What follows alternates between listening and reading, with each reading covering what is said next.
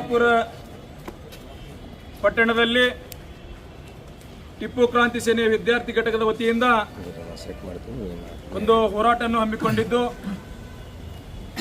ಈ ಹೋರಾಟದ ಉದ್ದೇಶ ಏನಪ್ಪ ಅಂತಂದ್ರೆ, ಏನು ರಾಜ್ಯ ಸರ್ಕಾರ 15,000 ಸರ್ಕಾರಿ ಶಿಕ್ಷಕರ ನೇಮಕಾತಿ ಆದೇಶವನ್ನು ಹೊರಡಿಸದ, ಇದು ಸಂಪೂರ್ಣ ಅಸಂವಿಧಾನಿಕವಾದಂತ ಆದೇಶ ಅಂತೇಳಿ ಈ ಸಂದರ್ಭದಲ್ಲಿ ನಾನು ಹೇಳಿಕ್ಕೆ ಇಷ್ಟಪಡ್ತಾ ಇದ್ದೀನಿ.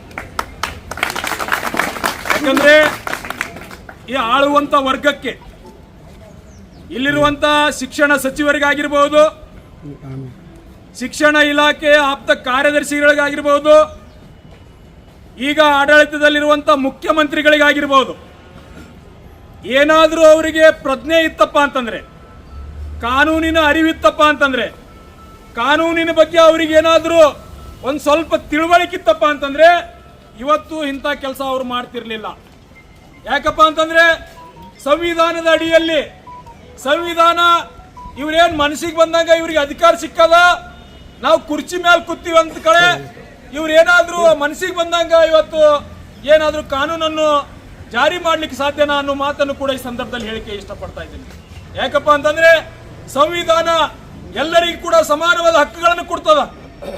ಸಂವಿಧಾನದಲ್ಲಿ ಇವತ್ತು ನಿರುದ್ಯೋಗಿಗಳಿಗೆ ಉದ್ಯೋಗ ಕೊಡಬೇಕು, ಕಂಪಲ್ಸರಿ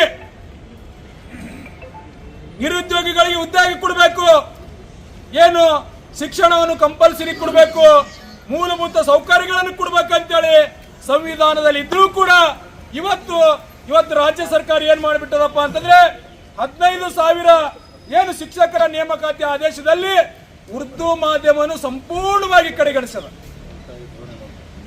ಯಾಕೆ ಕಡೆಗಣಿಸದಪ್ಪ? ಇದಕ್ಕೇನು ಕಾರಣ? ಅದೇ ಇವತ್ತು ನಾವು ಸರ್ಕಾರಕ್ಕೆ ಕೇಳಕೊಂತೀವಿ.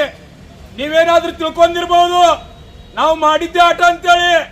ಇಲ್ಲ, ನಿಮ್ಮನ್ನು ಕುರ್ಚಿ ಮೇಲೆ ಕೂಡಿಸಿದ್ದು ಇದೇ ಕರ್ನಾಟಕದ ಮುಸಲ್ಮಾನರು ಅನ್ನೋದು ಕೂಡ ನೀವು ಮರಿಬಹುದು.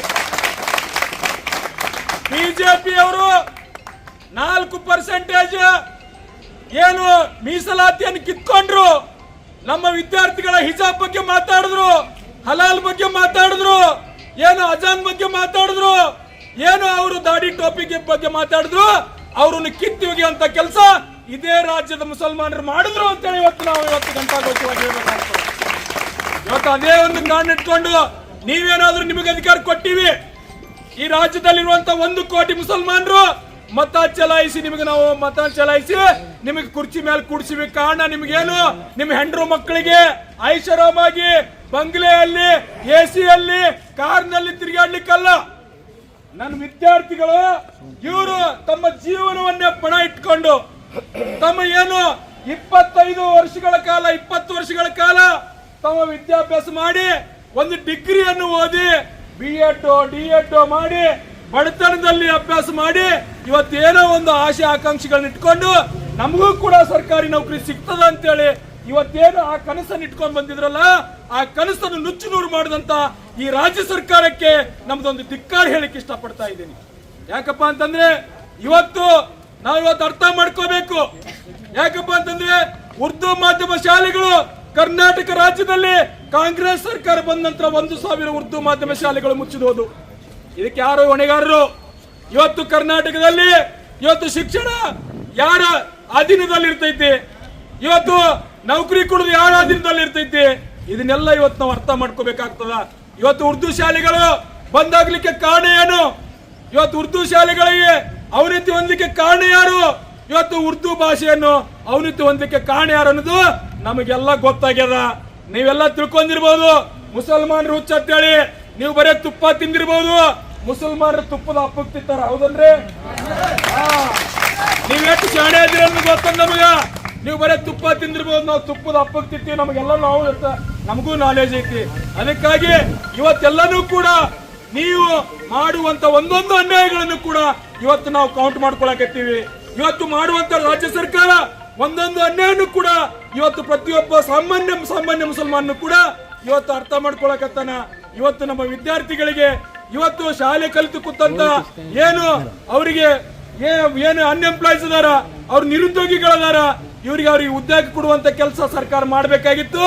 ಆದ್ರೆ ಉದ್ಯೋಗ ಕೊಡುದಂತ ಬಿಡ್ರಿ, ಹುದ್ದೆಗಳನ್ನು ಕುಡಿದ್ರ ಇವತ್ತು ಒಂದು ಮಲತಾಯಿ ಧೋರಣೆ ತೋರೋದ್ರ ಮುಖಾಂತರ ಇವತ್ತು ಏನ್ ಮಾಡ್ತಾ ಇದ್ದಾರಪ್ಪ ಅಂತಂದ್ರೆ ಧಾರ್ಮಿಕ ಅಲ್ಪಸಂಖ್ಯಾತರಾದ ಮುಸ್ಲಿಮರಿಗೆ ಸಂಪೂರ್ಣವಾಗಿ ಅನ್ಯಾಯ ಮಾಡುವಂತ ಕೆಲಸ ಇವತ್ತು ರಾಜ್ಯ ಸರ್ಕಾರ ಮಾಡ್ತಾ ಇದೆ. ಇವತ್ತು ನಾವು ಅರ್ಥ ಮಾಡ್ಕೋತ ನಾವು ಒಂದ್ ರೀತಿ ವಿಚಾರ ಮಾಡ್ಕೋತೋದ್ರೆ ಇವತ್ತು ಧಾರ್ಮಿಕ ಅಲ್ಪಸಂಖ್ಯಾತರಾದ ಮುಸಲ್ಮಾನರದು ಇವತ್ತು ಯಾವ ರೀತಿ ಇದೆ, ರಾಜ್ಯದಲ್ಲಿ ಯಾವ ರೀತಿ ಬದುಕ್ತಾ ಇದ್ದಾರಪ್ಪ ಅಂತಂದ್ರೆ ಯಾವುದೇ ಸರ್ಕಾರಿ ಸೌಲಭ್ಯಗಳು ಸಿಗ್ತಾ ಇಲ್ಲ, ಮಕ್ಕಳಿಗೆ ಸ್ಕಾಲರ್ಶಿಪ್ ಸಿಗ್ತಾ ಇಲ್ಲ, ಇದು ಇವತ್ತು ಮೀಸಲಾತಿಯಲ್ಲಿ ಅವರಿಗೆ ಸೀಟ್ ಸಿಗ್ತಾ ಇಲ್ಲ, ಮೀಸಲಾತಿಯಲ್ಲಿ ಅವರಿಗೆ ಡೊನೇಷನ್ ಇಲ್ಲದೆ ಅವರಿಗೆ ಏನು ಅಡ್ಮಿಷನ್ ಸಿಗ್ತಾ ಇಲ್ಲ. ಇವತ್ತು ಅಂತ ಪರಿಸ್ಥಿತಿಯಲ್ಲಿ ನಮ್ಮ ಶಿಕ್ಷಣ ಅದು ಇವತ್ತು ಹೇಳ್ತಾರೆ ರಂಗನಾಥ್ ಮಿಶ್ರಾ ಆಯೋಗ ಸಚ್ಚಾರ್ ಕಮಿಟಿ ಅದ್ರ ಪ್ರಕಾರ ಇವತ್ತು ಮುಸಲ್ಮಾನರು ಪ್ರತಿಶತ 70ರಷ್ಟು ಇವ್ರು ಏನ್ ಮಾಡ್ತಾರಪ್ಪ ಅಂತಂದ್ರೆ SSLC ವರೆಗೆ ಓದಿ ಮತ್ತೆ ಮನೆಗೆ ಬರ್ತಾರ, SSLC ಮೇಲೆ ಹೋಗಂಗಿಲ್ಲ ಅಂತೇಳಿ. ಯಾರ್ ರಿಪೋರ್ಟ್ ಇದು? ನಾವೇನು ಹೇಳಿದ್ದೇವೆ ನಿಮ್ಗೆ ರಿಪೋರ್ಟ್ ಇದು ತಯಾರು ಮಾಡಂತೇಳಿ? ಯಾರು ಹೇಳಿದ್ದೇವೆ? ಮುಸಲ್ಮಾನರು ಹೇಳಿದ್ರ? ನೀವು ರಿಪೋರ್ಟ್ ತಯಾರು ಮಾಡಿ ಮುಸಲ್ಮಾನರ ಅವಮಾನ ಮಾಡಿದ್ರಿ. ಅವಮಾನ ಮಾಡೋದ್ರ ಮುಖಾಂತರ ಆ ರಿಪೋರ್ಟ್ ಅನ್ನು ನೀವು ಜಾರಿ ಮಾಡಬೇಕಾಗಿತ್ತು. ನಿಜವಾಗ್ಲೂ ಕೂಡ ನಿಮ್ಗೇನಾದ್ರೂ ಮಾನವೀಯತೆ ಇತ್ತು, ನಾಚಿಕೆ ಮಾನ ಮರ್ಯಾದೆ ಇತ್ತಪ್ಪ ಅಂತಂದ್ರೆ ನೀವು ಸಚ್ಚಾರ್ ಕಮಿಟಿ ಮತ್ತು ರಂಗನಾಥ್ ಮಿಶ್ರಾ ಆಯೋಗವನ್ನು ನೀವು ಜಾರಿ ಮಾಡಬೇಕಾಗಿತ್ತು. ಆದ್ರೆ ಜಾರಿ ಮಾಡುವಂತ ಕೆಲಸ ನೀವು ಮಾಡಲಿಲ್ಲ. ಯಾಕೆ ಮಾಡ್ಲಿಲ್ಲಪ್ಪ ಅಂತಂದ್ರೆ ಇಲ್ಲಿರುವಂತ ಮುಸಲ್ಮಾನರು ಕೇವಲ ವೋಟ್ ಬ್ಯಾಂಕ್ ಅಷ್ಟೇ ಆಗಬೇಕು, ಇವ್ರು ಯಾವುದು ಕೂಡ ಮೂಲಭೂತ ಸೌಕರ್ಯಗಳನ್ನು ಸಿಗಬಾರ್ದು ಅನ್ನೋ ಒಂದೇ ಒಂದು ಕಾರಣಕ್ಕಾಗಿ ಮಾಡಿದಿರಲ್ಲ. ಇದನ್ನೆಲ್ಲ ಗಮನಿಸ್ತಾ ಇದ್ದಾರೆ ಈ ರಾಜ್ಯದ ಮುಸಲ್ಮಾನರಲ್ಲ, ದೇಶದ ಮುಸಲ್ಮಾನರ ಪ್ರತಿಯೊಂದನ್ನು ಗಮನಿಸ್ತಾ ಇದ್ದಾರೆ. ಆದ್ರೆ ಇವತ್ತು ನಾನು ಕೂಡ ನನ್ನಲ್ಲಿರುವಂತ ನಮ್ಮ ನಾಯಕರಿಗಳು ಕೂಡ ನಾವು ಪ್ರಶ್ನೆ ಹಾಕ್ಬೇಕಾಗತ್ತೆ. ಇವತ್ತು ಮುಸಲ್ಮಾನರು ಅಂತೇಳಿ, ನಾನು ಮುಸ್ಲಿಂ ಲೀಡರ್ ಅಂತೇಳಿ, ಇವತ್ತು ನಾನು ಒಂದು ಪಕ್ಷದಲ್ಲಿ ಇದ್ದೀನಿ ಅಂತೇಳಿ, ಇವತ್ತು ನಾನು ಒಂದು ಪಕ್ಷ ನನಗೆ ಅಧಿಕಾರ ಕೊಟ್ಟದ ಅಂತೇಳಿ ಗುಲಾಮ್ಗಿರಿ ಮಾಡೋದನ್ನು ಬಿಟ್ಟು ಸ್ವಾಭಿಮಾನದಿಂದ ಸಮಾಜದ ಪರವಾಗಿ ಸರಿ ಇಲ್ಲಪ್ಪ ಅಂತಂದ್ರೆ ನಿಮ್ಮನ್ನು ತಪ್ಪಿಕೊಂಡ ಕೆಲಸ ಅಂತ ಯಾಕಂದ್ರೆ ಏನ್ ಮಾಡ್ತಾ ಇದ್ದೀರಿ?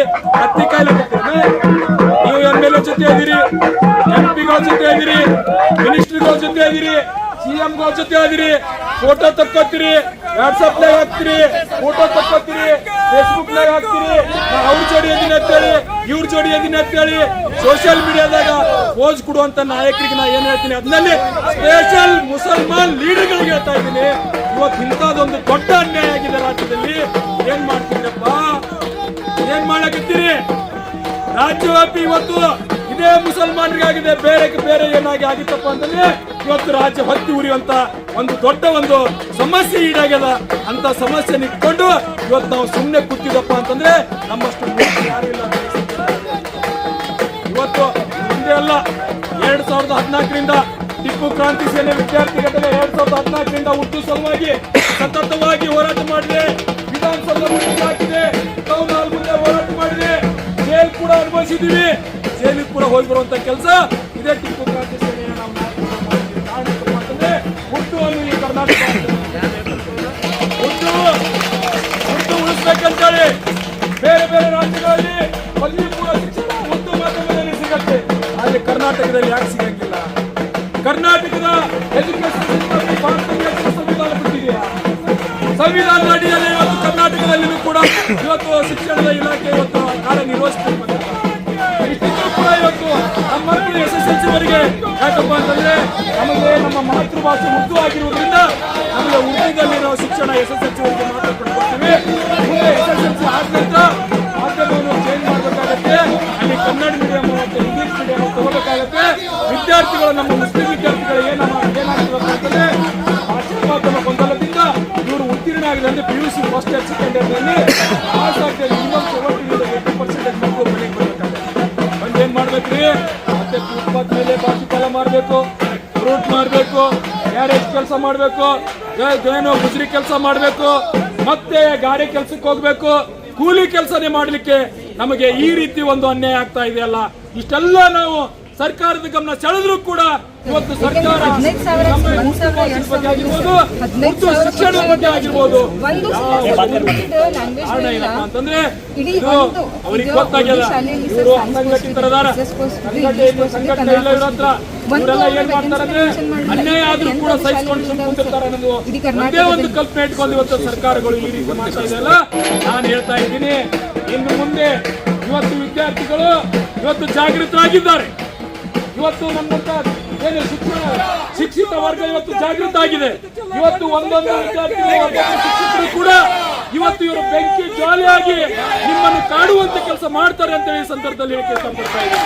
ಯಾಕಪ್ಪ ಅಂತಂದ್ರೆ ಇದು ಕೇವಲ ಇದು ಬಿಜಾಪುರದಿಂದ ಅಷ್ಟೇ ಅಲ್ಲ, ನಮಗೆ ಏನಾದ್ರೂ ನ್ಯಾಯ ಸಿಗದೇ ಇದ್ರೆ ಇವತ್ತು ಏನಿದು ಆದೇಶವನ್ನು ಪಡೆದೇ ಇದ್ರೆ ಇವತ್ತು ನಾವು ಬೆಂಗಳೂರು ಚಲೋ ಕಾರ್ಯಕ್ರಮ ಮಾಡಿ ವಿಧಾನಸಭಾ ಮುತ್ತಿಗೆ ಹಾಕಿ ಕೂಡ ಯಾಕಂದ್ರೆ ಇವತ್ತು ನಾವು ಮಾತನಾಡಿ ನಾವು ಹೋರಾಟಗಾರರು, ನಮಗೆ ಹೋರಾಟ ಗೊತ್ತು. ಬರ್ಲಿ ಅವರು ನಿಂದ್ರಿ ಗೊತ್ತು, ನಮ್ಗೆ ಕೇಳ್ಬೇಕಲ್ಲ ಅಳಲು. ಬರೀ ಜಿಲ್ಲಾಧಿಕಾರಿಗಳು ಬರ್ಲಿ, ಅವರು ನಮ್ದು ಅಳಲಿ ಕೇಳಿ, ನಮ್ಮ ಮಕ್ಕಳ ಅಳಲಿ ಕೇಳಲಿ. ಈಗ ನಾವು ಕೂಡ ಏಕಪ್ಪ ಅಂತಂದ್ರೆ ಇವತ್ತಿನ ಪರಿಸ್ಥಿತಿಯಲ್ಲಿ ಧಾರ್ಮಿಕ ಅಲ್ಪಸಂಖ್ಯಾತರಾದ ಮುಸ್ಲಿಮರಿಗೆ ಆಗುವ ಅನ್ಯಾಯ, ಮುಸ್ಲಿಂ ವಿದ್ಯಾರ್ಥಿಗಳಿಗೆ ಆಗುವ ಅನ್ಯಾಯವನ್ನು ನಾವು ಯಾವತ್ತೂ ಕೂಡ ಸಹಿಸಲಿಕ್ಕೆ ಸಾಧ್ಯ ಇಲ್ಲ. ಇವತ್ತೇ ನಮ್ಮ ಜೀವ ಇಲ್ಲೇ ಹೋದ್ರೂ ಕೂಡ ನಾವು ನ್ಯಾಯ ಸಿಗುವವರೆಗೂ ಕೂಡ ವಿದ್ಯಾರ್ಥಿಗಳ ಜೊತೆ ಇರ್ತೀವಿ ಅನ್ನೋ ಮಾತನ್ನು ಕೂಡ ಈ ಸಂದರ್ಭದಲ್ಲಿ. ಯಾಕಂದ್ರೆ 25 ವರ್ಷಗಳ ಕಾಲ ಈ ಸಮುದಾಯದ ಪರವಾಗಿ ಹೋರಾಟ ಮಾಡಿದಂಥವ್ರು ನಾವು ಯಾವುದನ್ನು ಕೂಡ ಮಳೆನೂ ಲೆಕ್ಕ ಇಡಂಗಿಲ್ಲ, ನಾವು ಬಿಸಿಲನ್ನು ಲೆಕ್ಕ ಇಡಂಗಿಲ್ಲ, ನಾವು ಯಾವುದು ನಮ್ಮ ಜೀವದ ಹಂಗೆ ಕೂಡ ನಾವು ಇಡಂಗಿಲ್ಲ. ಆದ್ರೆ ನಮಗೆ ನ್ಯಾಯ ಸಿಗಬೇಕು, ನ್ಯಾಯ ಸಿಗುವವರೆಗೂ ಕೂಡ ನಾವು ಇಲ್ಲಿ ಹೋರಾಟ ಮಾಡಲಿಕ್ಕೆ ಸಿದ್ಧ ಇದೀವಿ ಅಂತೇಳಿ ಈ ಸಂದರ್ಭದಲ್ಲಿ ಹೇಳ್ತಿದ್ದೀನಿ. ಮತ್ತೊಮ್ಮೆ ರಾಜ್ಯ ಸರ್ಕಾರಕ್ಕೆ ಮತ್ತೊಮ್ಮೆ ನಾವು ಮನವಿಯನ್ನು ಮಾಡ್ಕೊತಾ ಇದ್ದೀವಿ. ದಯವಿಟ್ಟು ಈ ಆದೇಶನ, ಯಾಕಂದ್ರೆ ಆದೇಶ ತಿದ್ದುಪಡಿ ಮಾಡ್ಕೊಳ್ಳಿಕ್ಕೆ ಅವಕಾಶ ಇದೆ. ಏನು ನೀವೇನು ಆದೇಶ ಹೊರಡಿಸಿದ್ರಿ ಅದೇ ಆದೇಶದಲ್ಲಿದೆ. ಆದೇಶವನ್ನು ತಿದ್ದುಪಡಿ ಮಾಡಲಿಕ್ಕೆ ಅವಕಾಶ ಇದೆ ಕಾಲಕ್ಕೆ ತಕ್ಕಂತೆ ಅಂತೇಳಿ ನೀವೆಲ್ಲ ನೋಟಿಫಿಕೇಶನ್ ಓದಿರ್ಬೋದು, ಅದರಲ್ಲಿ ಇದೆ. ಅದ್ರ ಕಾಲಕ್ಕೆ ತಕ್ಕಂತೆ ತಿದ್ದುಪಡಿ ಮಾಡಲಿಕ್ಕೆ ಅವಕಾಶ ಇದ್ರೆ ನೀವು ಇದನ್ನು ಕೂಡ ತಿದ್ದುಪಡಿ ಮಾಡ್ರಿ. ಮಹಾನುಭಾವರೇ, ನಮಗೂ ಕೂಡ ನ್ಯಾಯ ಕೊಡ್ರಿ. ನಮ್ಮ ಕಣ್ಣೀರಿಡ್ತಾ ಇದ್ದಾರೆ ಅವ್ರಿಗೂ ಕೂಡ ಉದ್ಯೋಗ ಕೊಡ್ರಿ. ನಾವೇನ್ ಕೇಳ್ತಾ ಇಲ್ಲ, ವಿಧಾನಸೌಧದಲ್ಲಿ 3ನೇ ಮಾಡಿಯಲ್ಲಿ ಕುರ್ಚಿ ಕೇಳ್ತಾ ಇಲ್ಲ, ಸಿಎಂ ಕುರ್ಚಿ ಕೇಳ್ತಾ ಇಲ್ಲ, PM ಕುರ್ಚಿ ಕೇಳ್ತಾ ಇಲ್ಲ, ನಾವು ಮಿನಿಸ್ಟರ್ ಕೇಳ್ತಾ ಇಲ್ಲ, ನಿಗಮ ಕೇಳ್ತಾ ಇಲ್ಲ, ಯಾವುದೇ ಟಿಕೆಟ್ ಕೇಳ್ತಾ ಇಲ್ಲ. ಸ್ವಾಮಿ, ನಮಗೆ ಬೇಕಾಗಿರುವುದು ನಿರುದ್ಯೋಗದಿಂದ ಉದ್ಯೋಗಸ್ಥರನ್ನಾಗಿ ಮಾಡಿ ನಮ್ಮ ಹೊಟ್ಟೆ ತುಂಬಲಿಕ್ಕೆ ಗಂಜಿ ವ್ಯವಸ್ಥೆ ಮಾಡಿ ಅಂತೇಳಿ ನಾವು ಇವತ್ತು ಸರ್ಕಾರಕ್ಕೆ ಕೇಳ್ತಾ ಇದ್ದೀವಿ. ಅದಕ್ಕೆ ಸರ್ಕಾರ ಈ ವ್ಯವಸ್ಥೆಯನ್ನು ಸರಿಪಡಿಸಿ ನಮಗೆ ಮರು ಆದೇಶವನ್ನು ಹೊರಡಿಸಿ ಉರ್ದು ಮಾಧ್ಯಮದವರಿಗೂ ಕೂಡ ಅವಕಾಶ ಮಾಡಿಕೊಡ್ಬೇಕು. ಅದ್ರ ಜೊತೆ CET ಪರೀಕ್ಷೆಯಲ್ಲಿ ಉರ್ದು ಮಾಧ್ಯಮದವರು ಕೂಡ ಏನು ಪರೀಕ್ಷೆ ಬರಲಿಕ್ಕೆ ಅವಕಾಶ ಮಾಡಿಕೊಡ್ಬೇಕಂತೇಳಿ ಈ ಸಂದರ್ಭದಲ್ಲಿ ಹೇಳಿ ನನ್ನ 2 ಮಾತು ಮುಗಿಸ್ತೇನೆ. ಇದ್ರ ಜೊತೆ 15,000 ಸರ್, 1,000 2,000 ಇಲ್ಲ ಸರ್. 15,000 ಶಿಕ್ಷಕರಲ್ಲಿ ಒಂದು ಇಲ್ಲ ಸರ್, ಲ್ಯಾಂಗ್ವೇಜ್ ಇಲ್ಲ. ಇಡೀ ಒಂದು ಈಗ ಉರ್ದು ಶಾಲೆಯಲ್ಲಿ ಸರ್ ಸೈನ್ಸ್ ಪೋಸ್ಟ್ ಇದೆ, SS ಪೋಸ್ಟ್ ಇದೆ, ಇಂಗ್ಲಿಷ್ ಪೋಸ್ಟ್ ಇದೆ, ಕನ್ನಡ ಪೋಸ್ಟ್ ಇದೆ. ಒಂದು ಅವರು ವೇಕೆನ್ಸಿನ ಮೆನ್ಷನ್ ಮಾಡಿಲ್ಲ. ಈ ತರದ ಎಂಥದ್ದು ಶಾಲೆಗಳು ಇದಾವೆ ಸರ್ ಇಡೀ ಕರ್ನಾಟಕದಲ್ಲಿ? ಸರ್ ವಿಶೇಷ ಕಾಳಜಿ ಕೊಟ್ಟು ಇವತ್ತೇ ಕಳಿಸ್ತಾರೆ. लेटेस्ट न्यूज अपडेट्स के लिए YouTube एक्सप्रेस को सब्सक्राइब कीजिए, साथ में बेल आइकॉन को भी क्लिक कीजिए, साथ ही साथ लाइक, शेयर और कमेंट करना ना भूलिए।